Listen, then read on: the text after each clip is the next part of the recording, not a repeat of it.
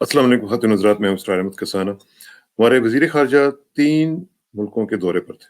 बड़ा इम्पोर्टेंट ये दौरे थे। आपको पता है यूएई में गए, वहाँ पे बड़ा एक शोर मचा कि वहाँ पे मुलाकात होने जा रही है इंडियन फ़ॉरेन मिनिस्टर के साथ, और वो डिनाई की गई। फिर उसके बाद वो ईरान गए, ईरान में बड़ी इम्पोर्टेंट डेवलपमेंट्स हुई और उनका भी आज हमें तजिया करना है। और ये भी ये कि हमारा जो बॉर्डर है ईरान के साथ, उसमें मज़ीद ओपनिंग्स जो हैं वो की जा रही हैं। क्योंकि अभी तक तो सिर्फ तफ्तान बॉर्डर के ऊपर जो था वो एक सिंगल ओपनिंग थी हमेशा से, लेकिन अब उनको बढ़ाया जा रहा है। साथ साथ हम देख रहे हैं कि जो उसके बाद जो उनका तीसरा मुल्क था वो टर्की था। टर्की में जाके ट्राइलैटरल भी हुआ और फिर बाइलैटरल भी हुआ। तो इन चीज़ों का, यानी अफगानिस्तान, तुर्की और पाकिस्तान, तो इन चीज़ों का क्या इम्पैक्ट पड़ रहा है पूरे रीजन पे, पूरे ग्रेटर मिडल ईस्ट रीजन के ऊपर। और ख़ास तौर के अफगानिस्तान का भी एक जो पॉइंट है वो भी बड़ा इंपॉर्टेंट है कि अब अमेरिका अफगानिस्तान को किस हालत में छोड़ के जा रहा है, और अगर जाता है तो उसके बाद उसका क्या जो आफ्टर मैथ होगा वो क्या होगा। इन तमाम उमूर पे गुफ्तगू करने के लिए हमारे साथ मौजूद हैं ब्रिगेडियर इमरान मलिक साहब। उनसे बात करते हैं और उनसे पूछते हैं। अस्सलाम वालेकुम ब्रिगेडियर साहब। वालेकुम अस्सलाम जनाब। ब्रिगेडियर साहब, बड़ा इम्पोर्टेंट ये पिछला हफ्ता गुजरा है। इसमें हमारे जो फॉरेन मिनिस्टर साहब हैं वो जनाब गए यूएई, और उधर से साइमल्टेनियसली हमने देखा कि इंडियन फॉरेन मिनिस्टर भी भागे आए वहां पे, और लेकिन कहते हैं कि मुलाकात नहीं हुई। कितनी इंपॉर्टेंस दे रहे हैं आप इस दौरे को जी? बहुत नवाजिश इसरार साहब, आपने प्रोग्राम में शामिल किया।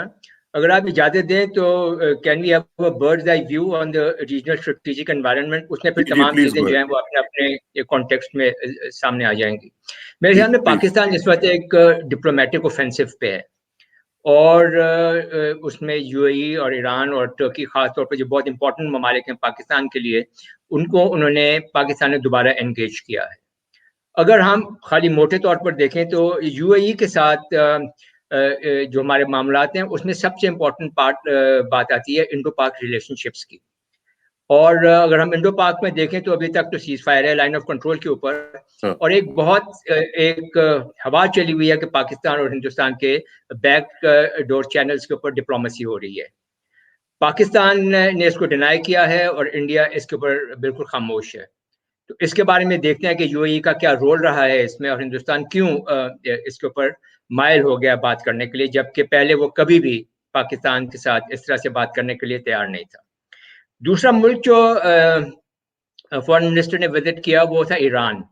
और ईरान में ये दो मेजर टॉपिक्स उन्होंने उनके साथ डिस्कस किए। एक तो रीजनल सिक्योरिटी था जो कि अफगानिस्तान के तनाजुर में था, और उसके अलावा पाकिस्तान और ईरान के bilateral relationships in the context of the BRI.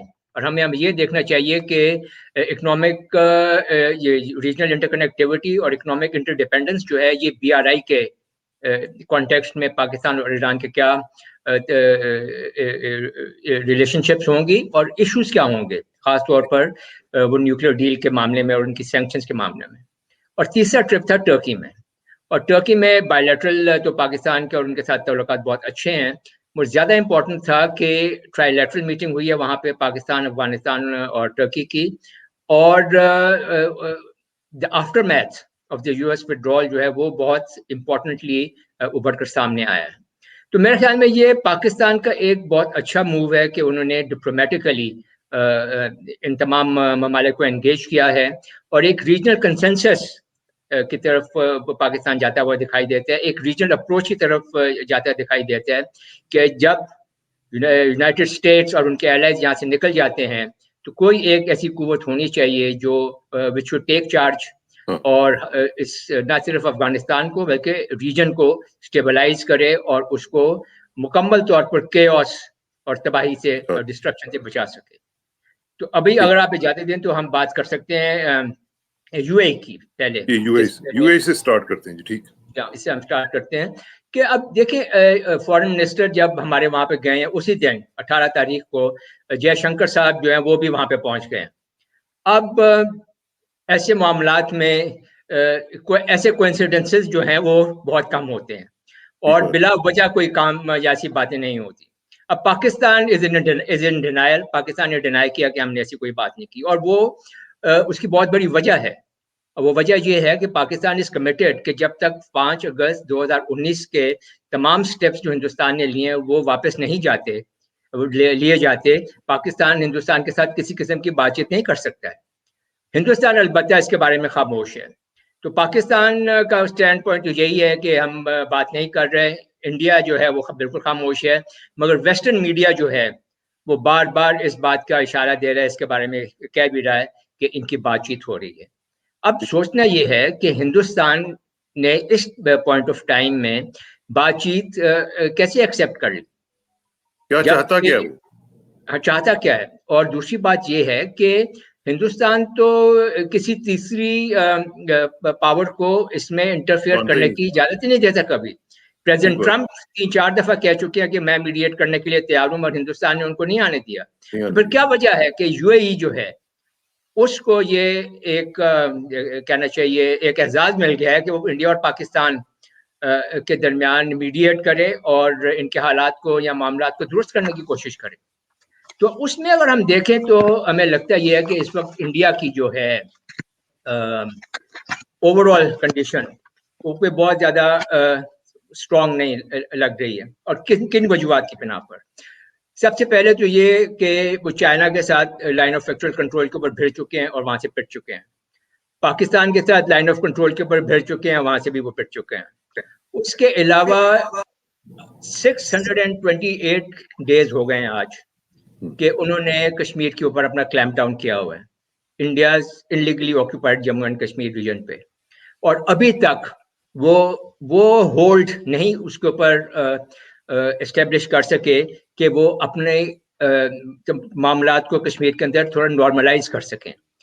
ابھی تک ان کو یہ ضرورت محسوس ہو رہی ہے کہ کشمیر کے اوپر یہ دباؤ, یہ پریشر, یہ کلیمپ ڈاؤن, یہ کرفیوز, یہ سرچ اینڈ کارڈن آپریشنز, یہ ریپس, یہ مرڈرز یہ جاری رہیں, کیونکہ ابھی تک ان کو یہ یقین نہیں ہے کہ اگر انہوں نے یہ پریشر ہٹایا تو کشمیری جو ہیں وہ سب ان کے سامنے زمین بوس ہو جائیں گے, یا they will kneel down in front of the Indians.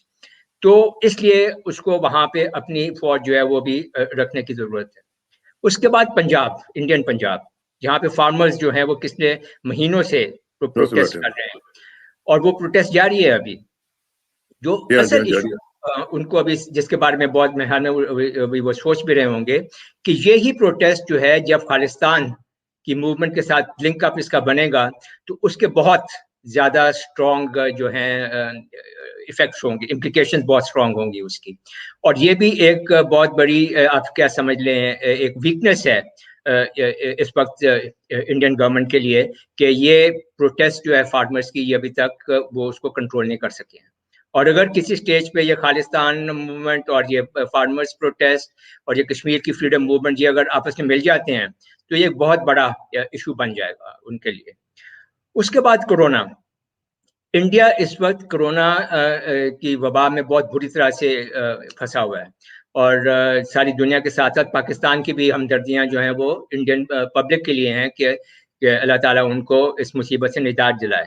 مگر وہاں پہ جو سب سے بڑا ایشو ہے کہ ایک تو آکسیجن کی کمی ہو رہی ہے اور دوسرا ویکسینز کی کمی ہو رہی ہے. اور یہ ایک اب پورے انٹرنیشنلی یہ اس ایشو کو اب اٹھایا جا رہا ہے. تمام انٹرنیشنل میڈیا جو ہے اور گورنمنٹس جو ہیں وہ اس کو ابھی اپروچ مطلب ٹیکل کر رہی ہیں اس ایشو کو کہ انڈیا کو جو ہے کس طرح سے اس مصیبت سے نکالا جا سکے یا انڈیا کی کیا مدد کی جا سکتی ہے.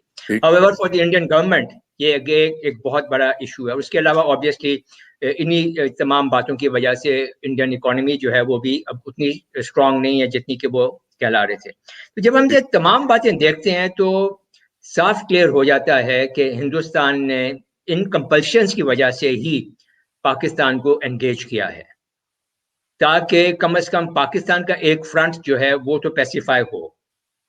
اگر پاکستان کا فرنٹ پیسیفائی ہوتا ہے تو پھر ہندوستان جو ہے وہ بہتر طریقے سے یونائٹڈ اسٹیٹس کے جو انٹرسٹ ہیں اس ریجن کے اندر as part of the code وہ انڈیا جو ہے ان کو وہ پھر پرسو کرنے کی ایک بہتر پوزیشن میں آ جاتا ہے.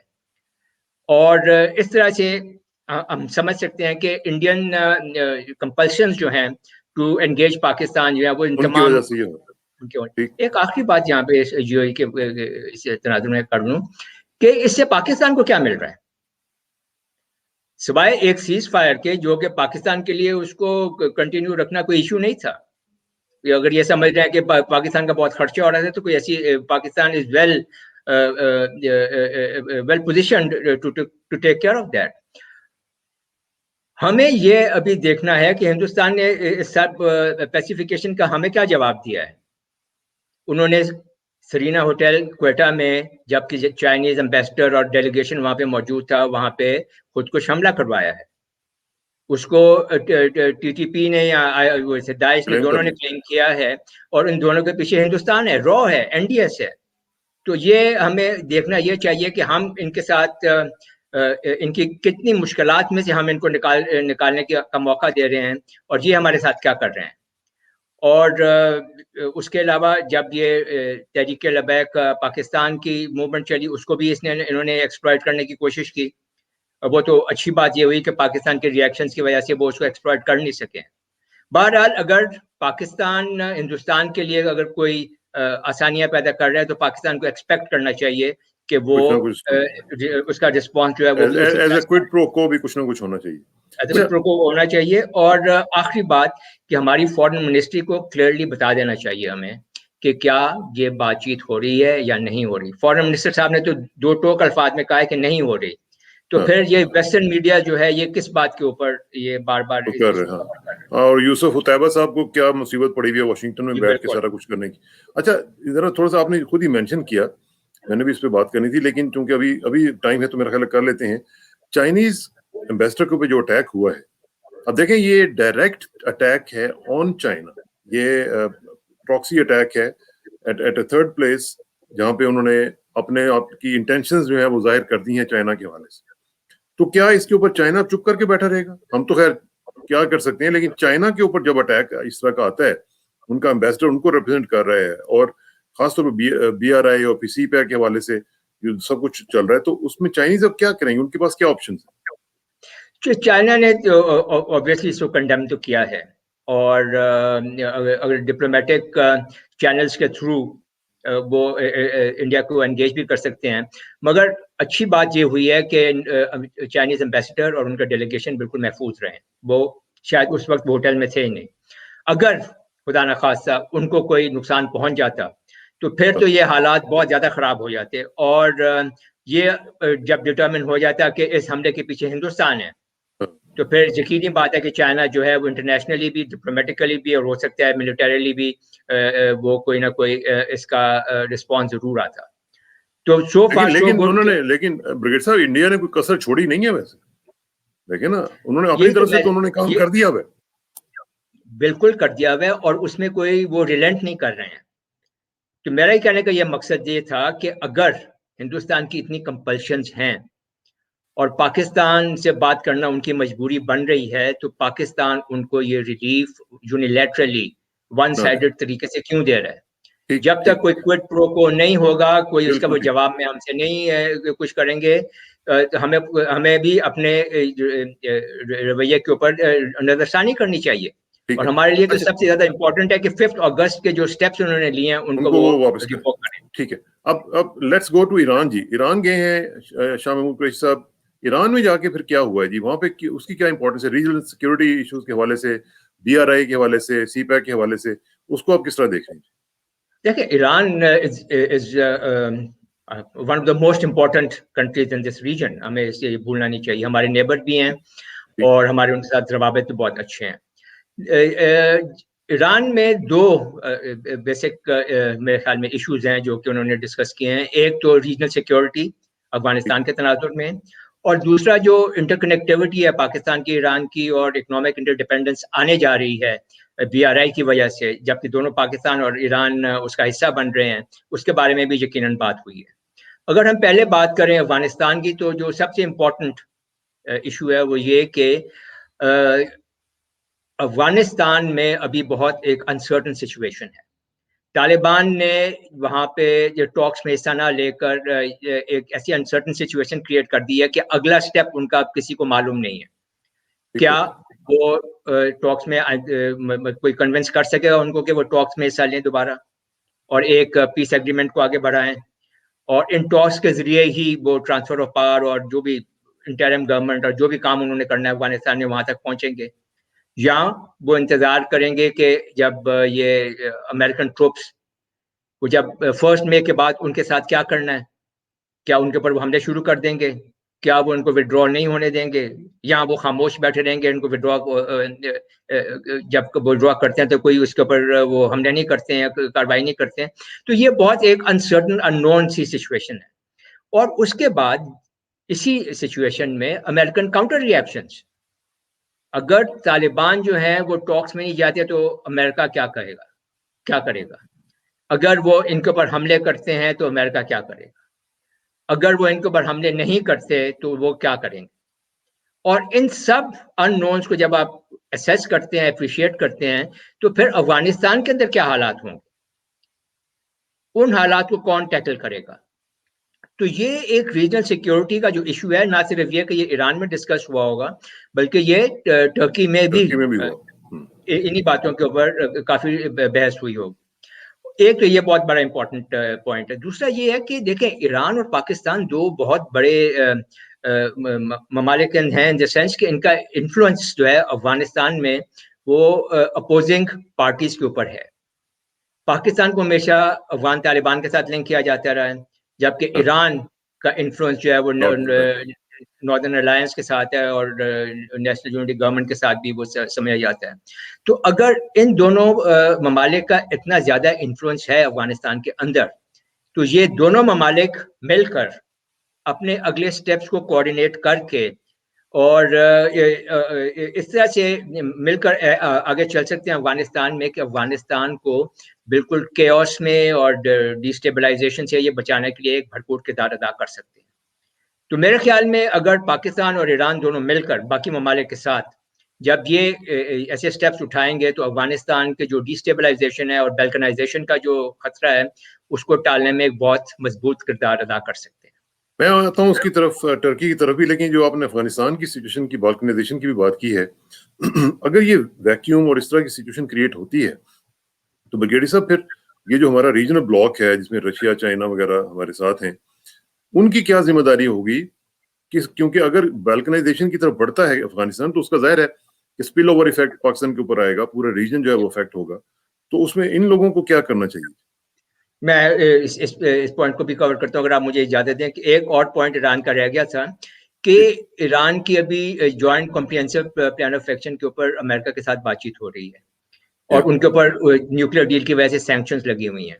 इस बात के ऊपर भी डेफिनेटली बात हुई होगी कि अगर न्यूक्लियर डील के जो हिसाब से जो सैंक्शंस हैं ईरान के ऊपर, उनकी मौजूदगी में पाकिस्तान और ईरान की जो इंटरकनेक्टिविटी है और इकोनॉमिक इंटरडिपेंडेंस बनती है BRI की वजह से, उनके ऊपर क्या असर पड़ेगा। और आई थिंक ये एक बहुत ही इंपॉर्टेंट पॉइंट है पाकिस्तान, ना सिर्फ पाकिस्तान ईरान के फ्यूचर के लिए बल्कि इस रीजन के फ्यूचर के लिए।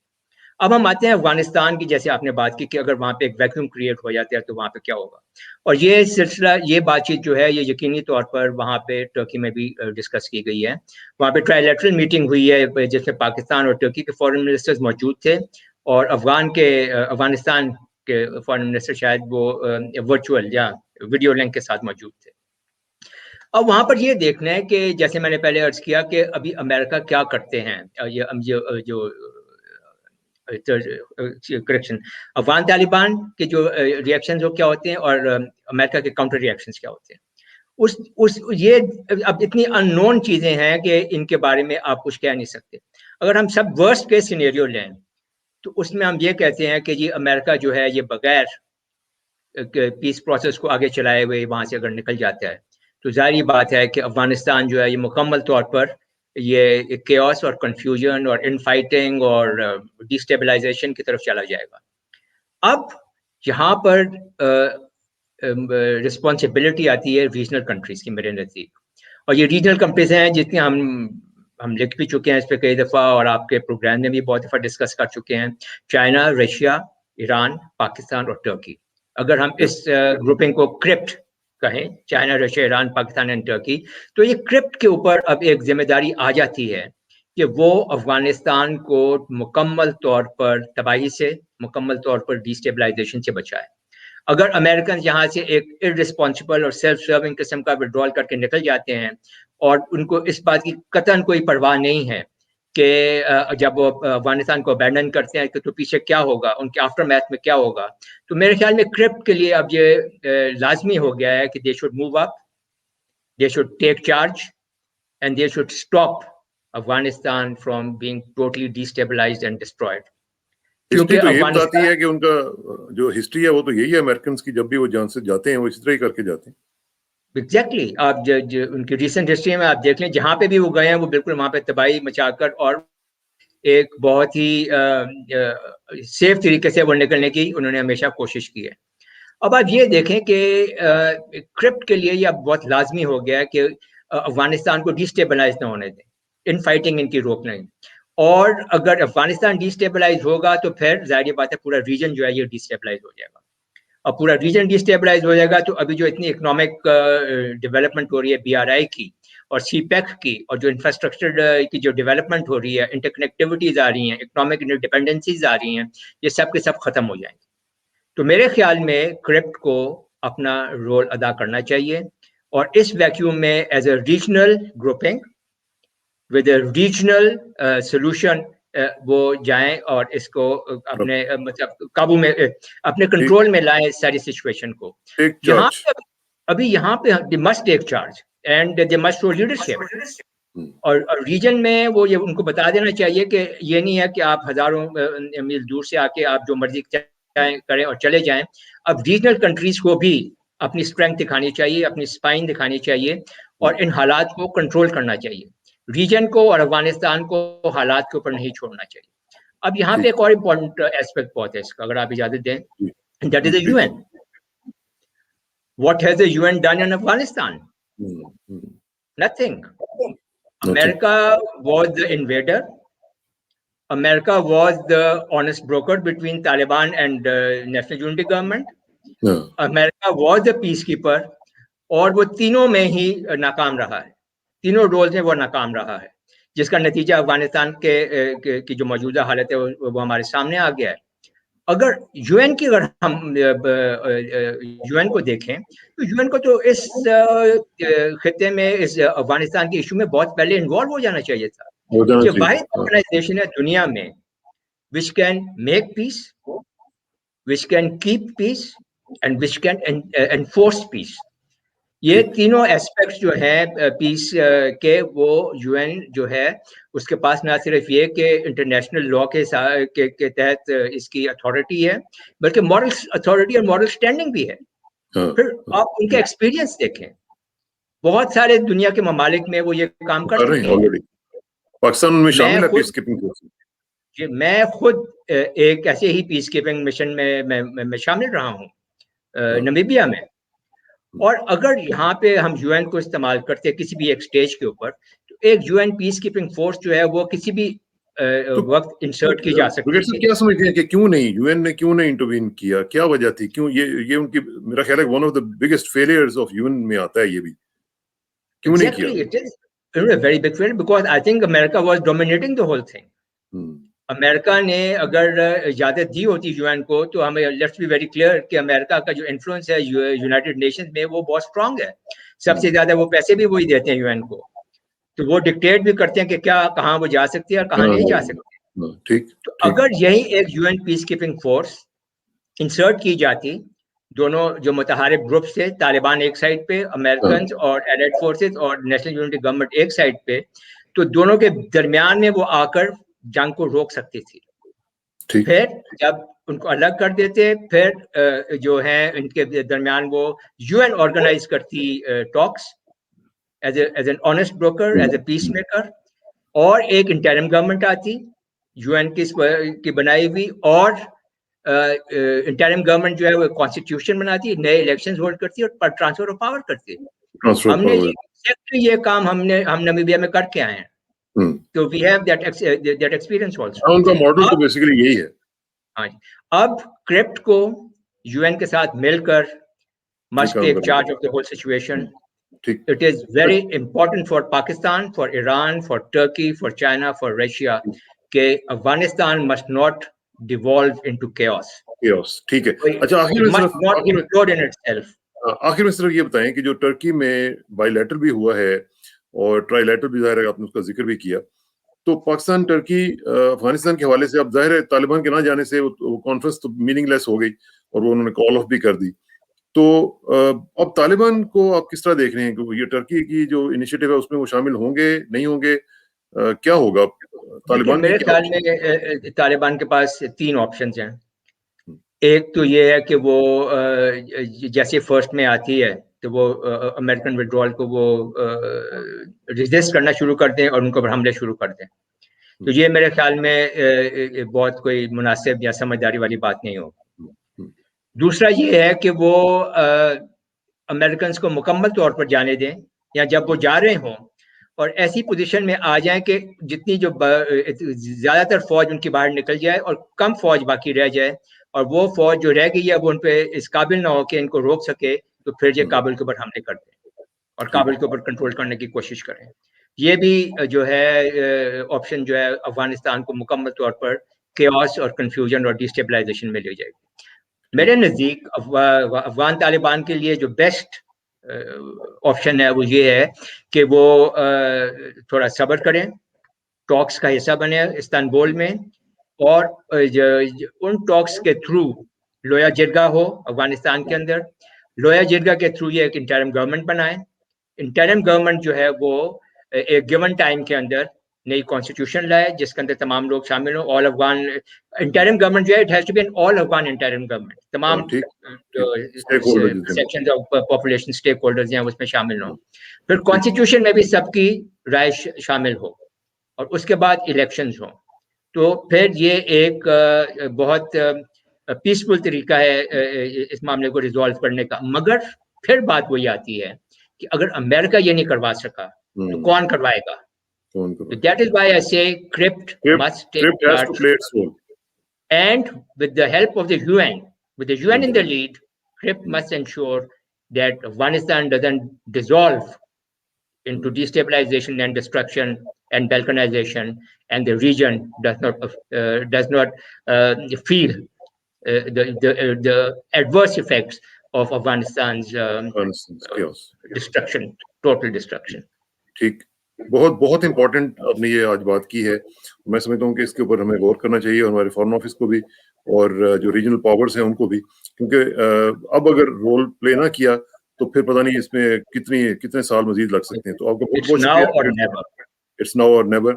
और मेरा ख्याल है कि इस पे हम मजीद इस पे गुफ्तगू करेंगे, और यूएन का रोल भी जो आपने आज बताया है इस पे भी कम ही बात होती है, लेकिन मेरा ख्याल है कि सुनने वाले सुन रहे होंगे। हम इसके ऊपर मजीद चर्चा करेंगे इंशाल्लाह। और आपका बहुत बहुत शुक्रिया ब्रिगेड साहब, आपसे रब्ता रहेगा। और आखिर में दुआ की मेरी इज्जत के लिए काफी है कि मैं तेरा ही बनता हूँ, मेरे फख्र के लिए काफी है कि तू ही मेरा परवरदिगार है। तो बिल्कुल उसी तरह जिस तरह मैं चाहता हूँ, मुझे भी उसी तरह बना दे जिस तरह तू चाहता है। स्पुर्दम बतो मैं खेश रहा तू दानी हिसाब कम बेच रहा हूँ। जिस तरह को ब्रिगेडियर इमरान मलिक साहब के साथ इजाजत दीजिए। जल्दी मुलाकात होगी इंशाल्लाह।